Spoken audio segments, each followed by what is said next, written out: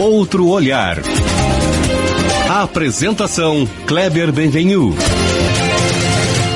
Olá, bom dia família Bandeirantes, bom dia para você que nos escuta na intimidade do rádio ou também que nos acompanha aqui pela internet. Hoje nós vamos lançar um outro olhar, como pede o nome do nosso programa, para o empresário. E o outro olhar é para o empresário cristão. Qual é o lugar do empresário cristão na sociedade, no mundo? Que exigências morais ou profissionais ele tem na atividade empresarial? Como participar da vida pública, das decisões que impactam o país? Como se santificar também por meio do trabalho de uma empresa? É possível? Meu convidado é o empresário Daniel Andrade, presidente da ADCE, Associação dos Dirigentes Cristãos de Empresa de Porto Alegre, também engenheiro e empreendedor. O Daniel também foi secretário de Estado durante o governo Ieda Cruzes. Bom dia, Daniel. Bom dia, tudo bem? Que bom te ver, te ouvir e te receber. Prazer é meu. Me conta, eu não sei se as pessoas sabem bem, Daniel, tu assumiste a DCE faz quanto tempo? Um ano, né? Dezembro do ano passado. Não sei se todo o nosso público sabe bem o que é a DCE, qual é o sentido, para a gente começar explicando a instituição. A DCE é a Associação dos Dirigentes Cristãos de Empresa. Aqui no Rio Grande do Sul ela já está entrando no seu ano número 64. São 64 anos de entidade aqui no Rio Grande do Sul. No Brasil já há quase 70 anos. E ela nasce a partir da chamada Uniapac, que surgiu na década de 30 na Europa, Bélgica, Holanda, a união que reunia entidades empresariais católicas primeiro. Certo. Aqui nós somos uma entidade ecumênica com parceria de trabalhos com os luteranos aqui no Rio Grande do Sul. Perfeito. Então, mas lá na Europa, a partir da Rerum Novarum, no final do século XIX, que trata do tema do trabalho, que trata do tema do liberalismo, coletivismo e da participação do empresário cristão no empresariamento, aos poucos foi sendo estruturada a doutrina social da igreja. Vários papas na sequência também geraram documentos para isso, e já na década de 60, então, a gente traz esse modelo da Uniapac para o Brasil e começa em São Paulo, depois Rio Grande do Sul e outros estados. Nós temos pelo Brasil inteiro a DCE reunindo empresários cristãos.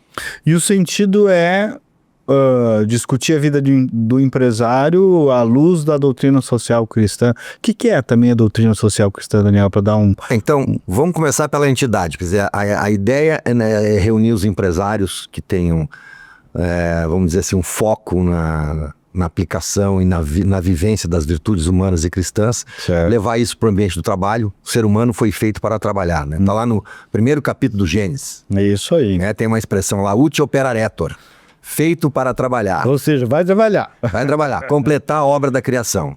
O empresário é um desses elementos, desses instrumentos. O empresariamento é um instrumento desse mandato de Deus para o homem, né? Ele gera as condições para que muitos possam trabalhar.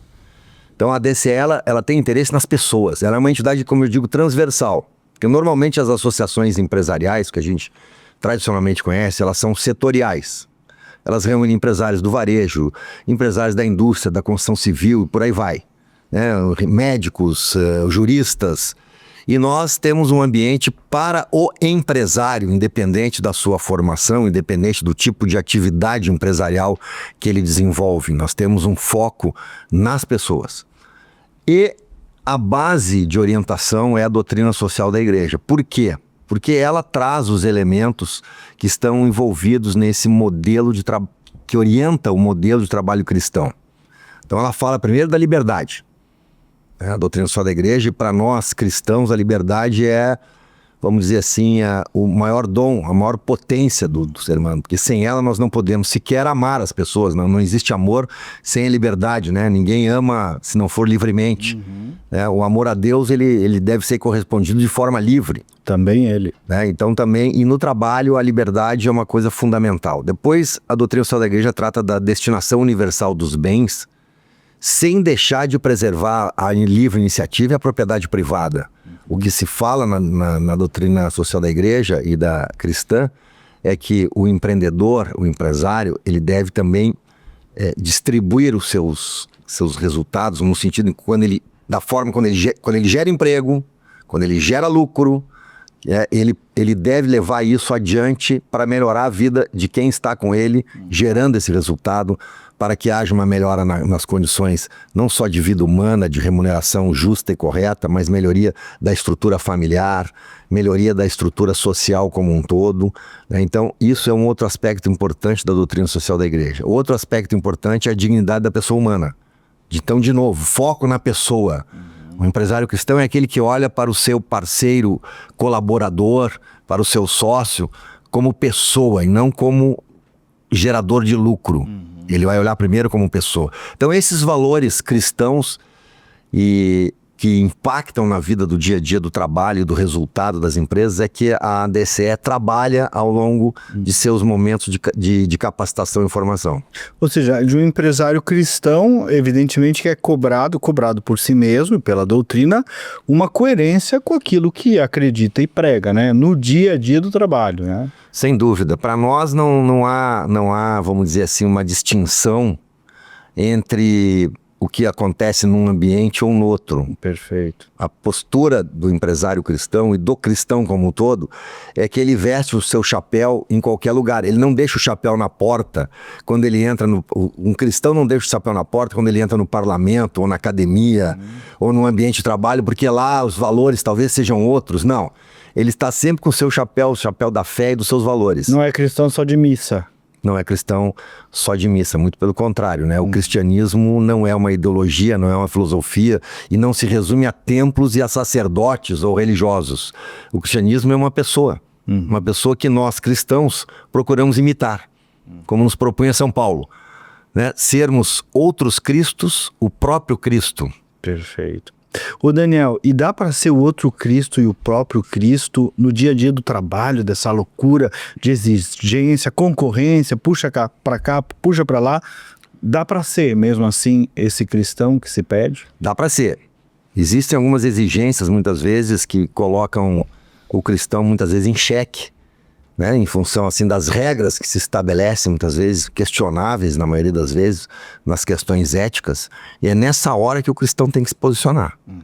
Né? Então, assim... Falaste também no tratamento com as suas equipes, né? Tudo isso. Né? Tratamento com as pessoas, né? No dia a dia do relacionamento pessoal é muito importante as virtudes, né? A gente acha que são as virtudes que fazem a transformação, e as virtudes elas se estabelecem por dentro. As transformações são pessoais e individuais. Aliás, Cristo foi condenado à cruz porque esperava um salvador coletivo. Quando as pessoas foram demandadas a fazerem transformações individuais, pessoais, revisarem suas próprias vidas e fazerem mudanças de conversão concretas, ele foi para a cruz. Não veio do coletivo. Não veio do coletivo. São José Maria Escrivá foi dos santos que mais escreveram sobre isso, né? Sobre a santificação pelo trabalho. Agora eu quero entender um pouco isso, né? Como é que é santificar-se pelo trabalho? É um pouco esse exercício também de fazer santidade, ser cristão o tempo todo. É disso também que nós estamos falando. E, portanto, também no trabalho. Exatamente. Eu acho que vale a pena a gente ver um pouquinho o conceito da santidade. Tá. Né? Porque isso está um pouco distorcido, né? A maioria das pessoas... Ao longo do tempo vem aquela coisa, o santo é aquele cara que já vem com uma auréola, já vem assim... Eu também, e as pessoas costumam misturar muito a santidade com a questão do mundo, né? Esse cara não vive, não pode viver no mundo, porque ele já é santo e... Ou às vezes até com o santarrão, né? O santarrão, ou então o carolão. Carolão, isso. O carola. Não é disso que se trata. Não é disso que se trata. O que se trata, já na origem do cristianismo, o próprio São Paulo e outros apóstolos se dirigiam nas suas cartas aos santos de Roma, aos santos... Quem é o santo? O santo é o Filho de Deus.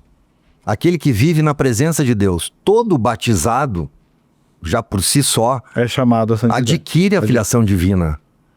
Essa é uma graça fundamental na vida dos cristãos. O batismo é fundamental, porque ele já dá essa transformação, ele elimina aquilo que vem conosco desde a nossa origem, que é o chamado pecado original. Ele nos coloca a trindade dentro da alma, acende a alma. O batismo acende a alma.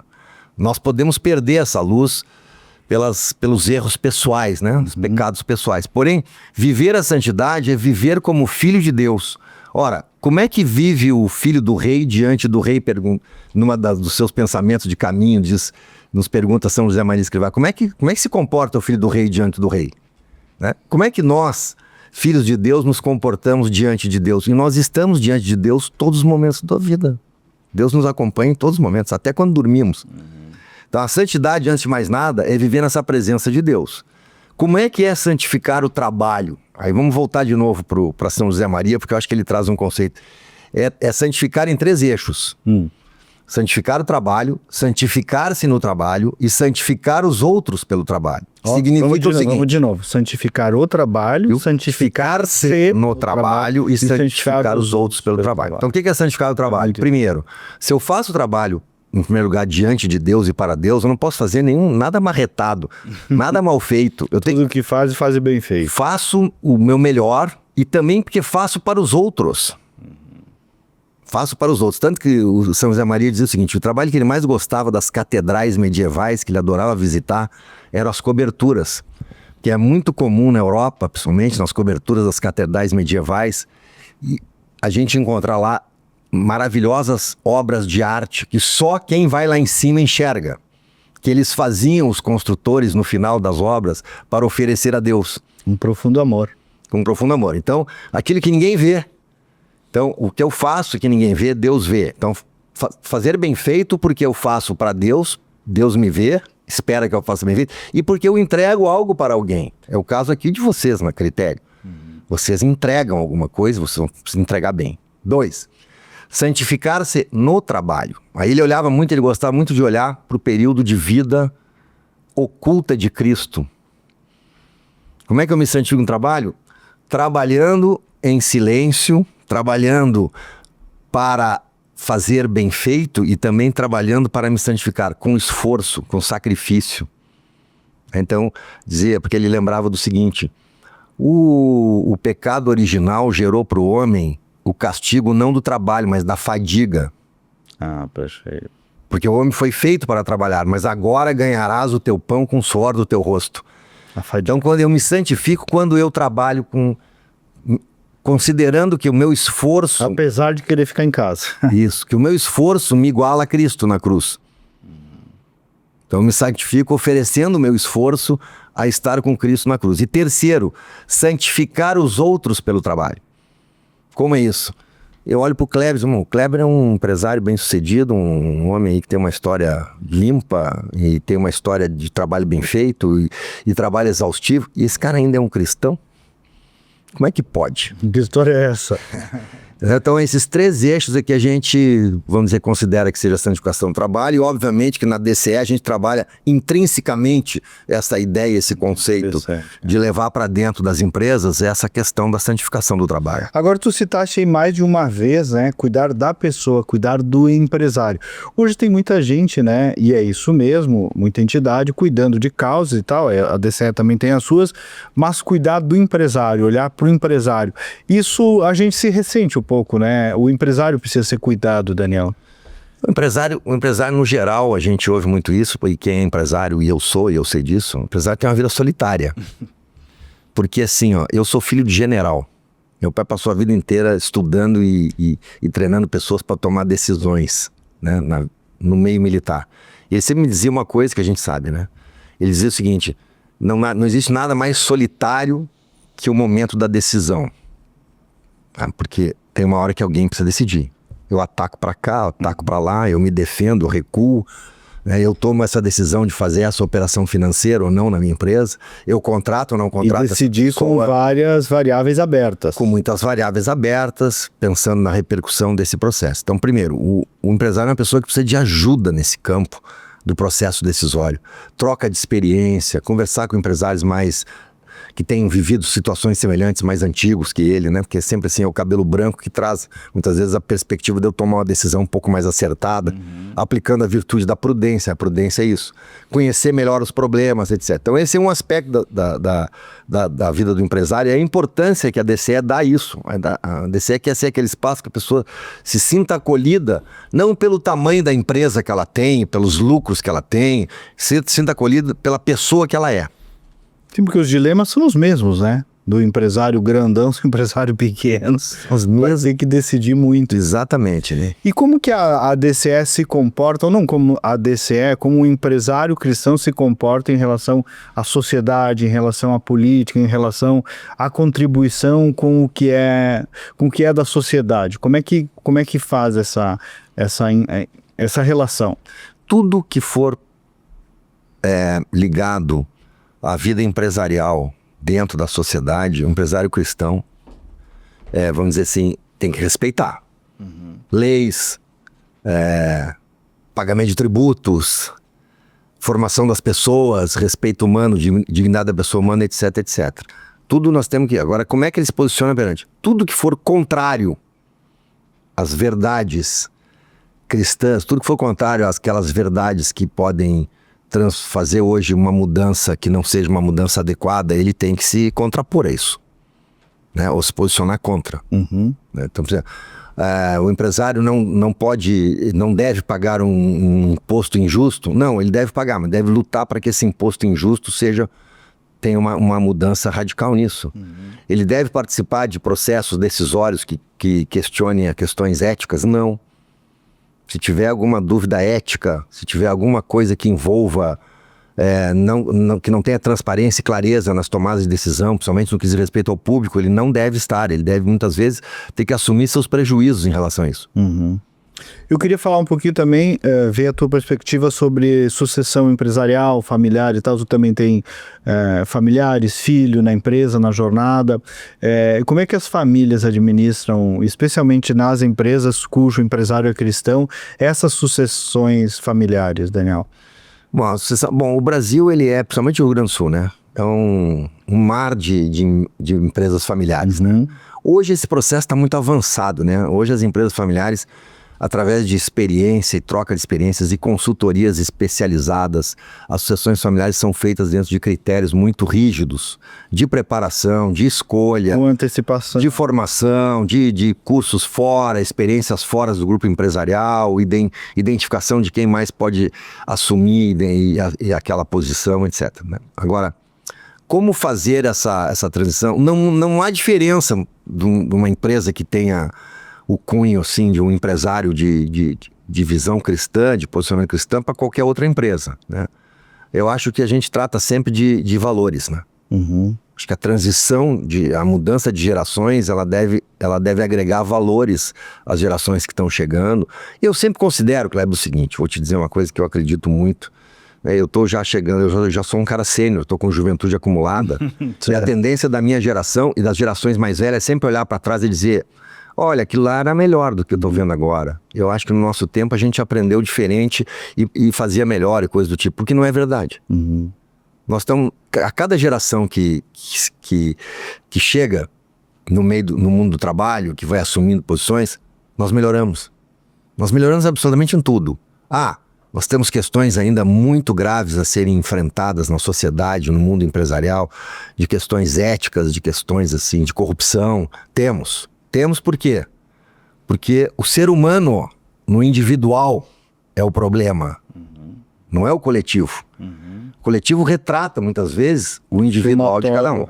Então, eu acho que a transição para as novas gerações, ela sempre traz ganhos. Quando a geração que está abrindo mão do comando das empresas aceita que a nova geração venha com as novidades também.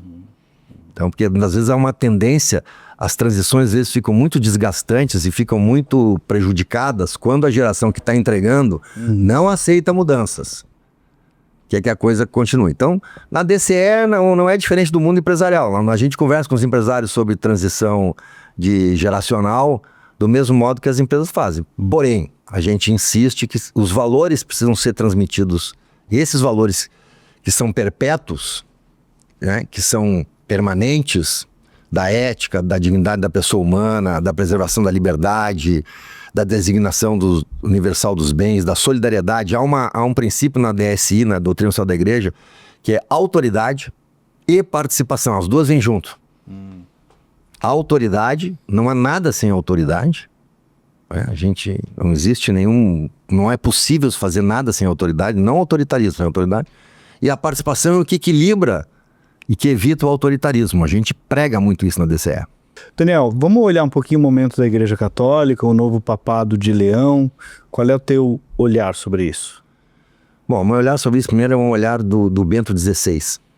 Bento XVI, ainda como cardeal Joseph Ratzinger, no ano 98, no ano 2000, deu 2 entrevistas para Peter Zival, jornalista alemão, vaticanista, que vale a pena ver uma história. Tem um filme sobre o Peter Zival de conversão após as entrevistas. Ah, não sei, Ele é um católico. Esse é o título do filme? Não, o título do livro. Do livro? O livro, dos 2 livros, um é Sal da Terra e o outro é Deus e o Mundo.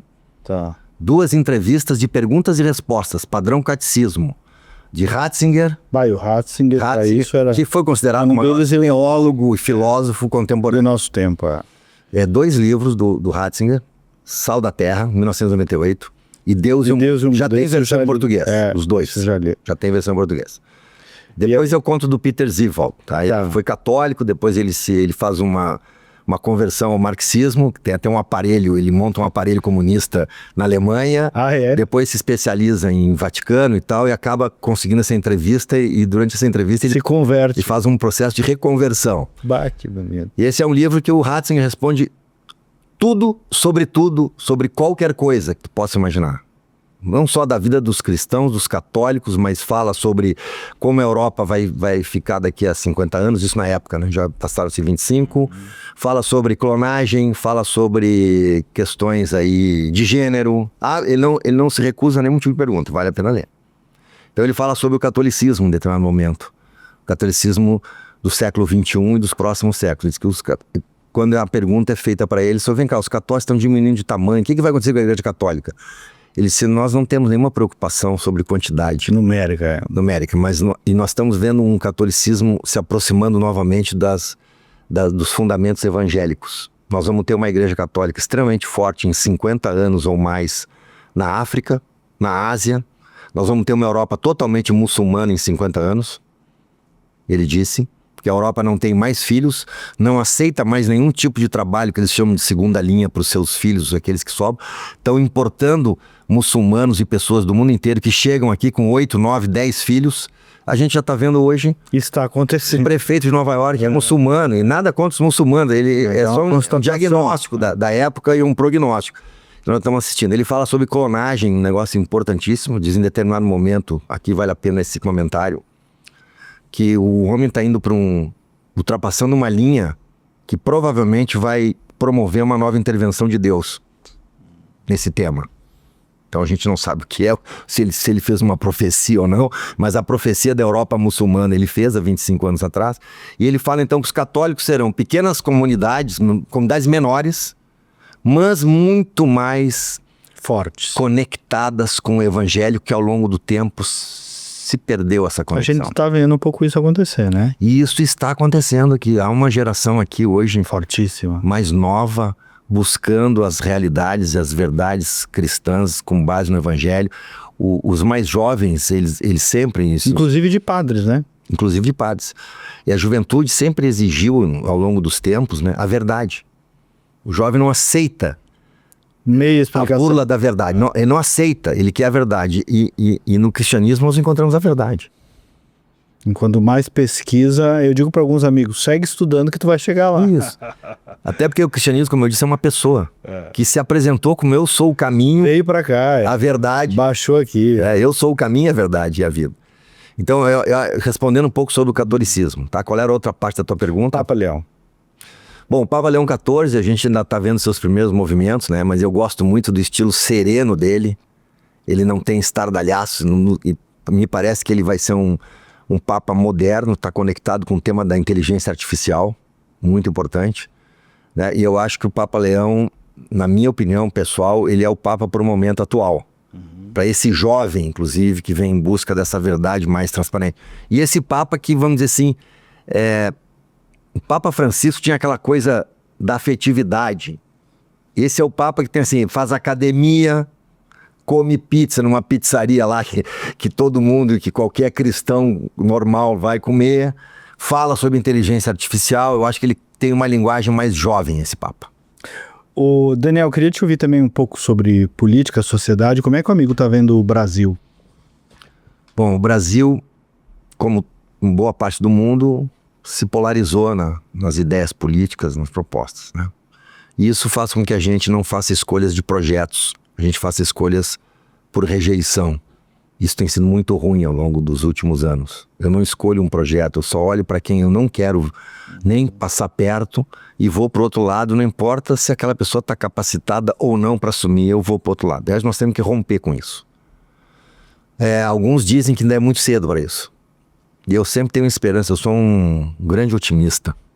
Eu tenho a esperança que a gente possa fazer já esse ano. E Rio Grande do Sul, de onde o amigo foi secretário de Estado, inclusive, viveu a política por dentro, num período turbulento. Vivemos, cada um em nosso momento, né, períodos turbulentos desse Rio Grande, 2 governos de arrumação, né, da Ieda e do Sartori. Como é que está vendo o Rio Grande? Bom, o Rio Grande é um estado que ficou muito debilitado ao longo das últimas 3 décadas, 4 décadas, a gente sabe já disso. Então, governar um estado debilitado econômico, financeiramente, é um desafio enorme para qualquer governo que venha. Então, esse é o primeiro aspecto. O nosso maior problema é a fragilidade da nossa economia. Nós temos 2 eixos que sustentam o estado. O agronegócio, que iniciou tardiamente no Rio Grande do Sul. Mato Grosso, Goiás, Tocantins iniciaram o agronegócio muito antes. Esse novo agronegócio vieram muito antes. Né? Então, hoje nós estamos estruturados no agronegócio e o polo metal mecânico da serra. São 2 eixos. Onde é um abalo nisso aqui, tem um abalo total no Rio Grande do Sul. Então, esse é um problema que a gente tem que tentar modificar. A gente tem que tentar modificar um pouco o perfil da estrutura da economia. Isso não é fácil, porque nós temos uma população que não cresce, que está envelhecendo. As famílias têm menos filhos e a gente promove uma migração muito grande de inteligência para fora, por sermos um estado na ponta do Brasil. O Mercosul nunca aconteceu e pelo jeito não vai acontecer para essa geração que está aí, nem para a nossa, nem para essa geração que está aí. A gente tem que tirar isso da cabeça. Então, acho que o desafio do Rio Grande do Sul é colocar alguém no governo que tenha essa visão clara de que o futuro depende de uma mudança muito mais estrutural do que resolver problemas pontuais, que é o que a gente vem fazendo ao longo das últimas décadas. Agora eu vou asfaltar os municípios que não tem asfalto. Tá bem, mas é... Tá bom, entendeu? Ou então agora eu vou resolver aqui o problema lá que faltou dinheiro para educação, não sei para onde, eu vou botar mais um hospital, que são coisas obrigatórias que tem que fazer. Só que eu não consigo ver ainda uma perspectiva, uma proposta que nos aponte para um horizonte seja completamente diferente. Eu estou falando disso para o Rio Grande do Sul, sai para o Brasil. Nós carecemos há muito tempo de uma visão estadista, de uma visão de nação. Quem eu quero ser quando crescer? Sabe aquela coisa que a gente pergunta para as crianças? De divã. Quer ser o quê? Quer ser bombeiro, motorista de caminhão, médico, advogado? O que eu quero ser quando eu crescer? E a gente não consegue responder isso porque nós estamos sempre disputando nesse nível da polarização de ideias num campo ideológico. Daniel, em 2026 a DCE, o que teremos e quem gostaria de participar, como é que faz? Bom, então 2 coisas. Nós vamos seguir com nossos meios de formação, agora de uma forma mais robusta. Temos um projeto de comunicação com apoio da Critério. Isso. E eu agradeço muito toda a contribuição que a Critério nos deu, que nós vamos colocar em marcha. Isso vai aumentar a exposição da DCE, isso vai permitir que as pessoas então comecem a entender melhor, possam acessar melhor a DCE, possam, vamos dizer assim, aproveitar o que a gente pode gerar de informação qualificada. Isso é uma coisa. A outra, a nossa porta de entrada, na verdade são 2 portas de entrada para quem tem interesse em participar da DCE. A gente faz mensalmente uma reunião almoço com um espaço de formação. Ali é um momento para confraternizar, encontrar pessoas, conhecer a entidade. Nós vamos lançar o calendário agora em janeiro. E nós temos um encontro de reflexão que vai se dar em abril, que é um modelo de retiro, mas focado nos empresários, focado na DSI, na doutrina social da igreja, de forma que eles possam, de maneira muito prática, levar esses conhecimentos e essa formação para dentro das suas empresas. E aí procura ali nas redes sociais, né? A DCE Poa vai achar ali. A DCE Poa vai achar, vai passar por uma reformulação, as redes passarão por reformulação. Já tem informação ali. Já tem. Tivemos o fechamento do ano de uma forma muito, assim, positiva esse ano. Fizemos um jantar para entrega do prêmio do dirigente cristão do ano. Lá na Catedral, né? Para Ronaldo Silikov. Tem um vídeo aí no nosso Instagram que foi produzido, que mostra.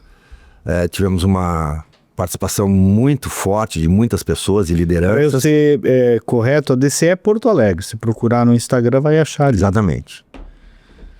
Feliz 2026, meu. Igualmente, que Deus nos abençoe. Obrigado pela oportunidade. Eu que agradeço. Estamos à disposição na DCE. Sempre muito bom falar contigo. Tá bom. E nós voltamos no próximo sábado com mais uma edição. Até lá, bom dia, bom final de semana.